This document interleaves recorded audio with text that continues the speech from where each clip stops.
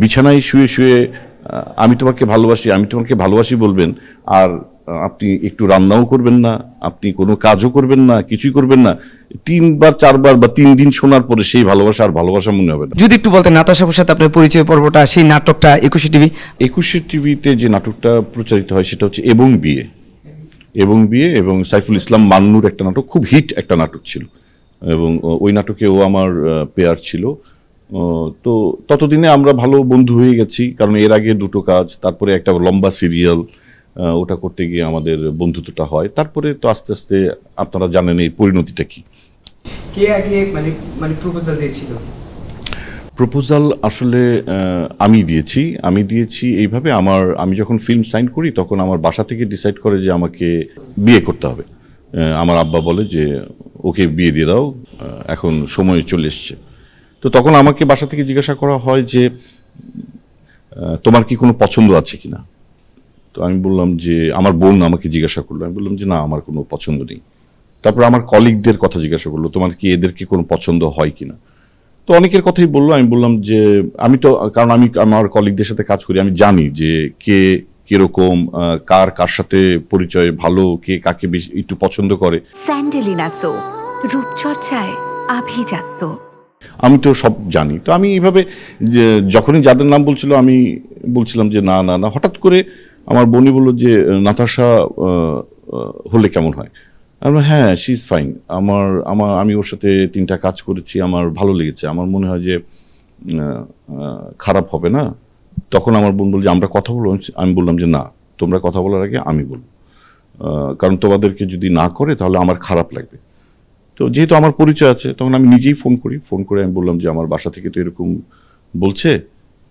তো ও একটু অবাকই হয়ে যায়, মানে ফোন করলাম হঠাৎ, তারপরে প্রথম ইয়েতে হচ্ছে যে তোমার ব্যাপারে যখন বললো আমার বিয়ে করতে সমস্যা আছে কিনা, আমি বললাম যে না। তো আমি বললাম যে আমি আসলে ওকে জিজ্ঞাসা করে দেখি ওর কোনো সমস্যা আছে কিনা। তখন ও আমাকে বললো যে আমি তোমাকে একটু পরে জানাই। এই রেখে দিলাম। তারপরে 1 ঘন্টা পরে, 1 ঘন্টা না কতক্ষণ পরে ও ফোন করে বললো সমস্যা নেই। তো তারপরে যা হওয়ার তা তো হয়ে গেল। তারপরে আক্তের পরে বিয়ে, তারপরে 25 বছর না 22 বছর কেটে গেল আর কি। অনেকে বলে যে মিডিয়াতে মানে সংসার টিকে না, তাদের অভিনয় শিল্পীদের অনেকে বলে, কিন্তু আপনারা মানে দুজনেই দৃষ্টান্ত। মুগ্ধ হওয়া বা এই মন্ত্রটা কি? মন্ত্র বিশ্বাস। মানে যারা এসব বলে তারা হয়তো এক্সট্রিমিস্ট।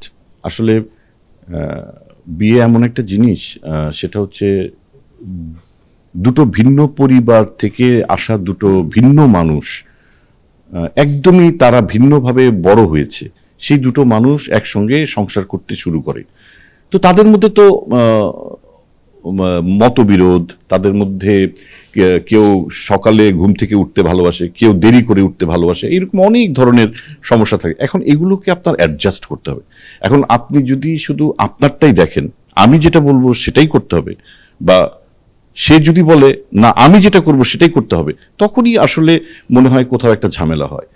হ্যাঁ, আপনাকে একটু অ্যাডজাস্ট করতে হবে, মানুষটার প্রতি দায়িত্বশীল হতে হবে, ক্যারিয়ার মানে কেয়ার করতে হবে, এবং সবকিছু আসলে ব্যালেন্স করে চলতে হয়। আমার মনে হয় এটাই মন্ত্র, এটাই ভালোবাসা।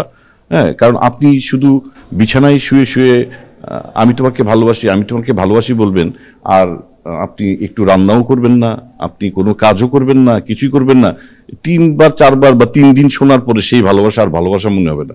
মনে হবে যে এটা একটা বোঝা, আমি কেন এইরকম একটা মেয়েকে বিয়ে করেছি। তো এটা আসলে কন্ট্রিবিউশন, সংসারটা আসলে দুটো মানুষের কন্ট্রিবিউশনে সংসারটা সামনের দিকে এগিয়ে যায়।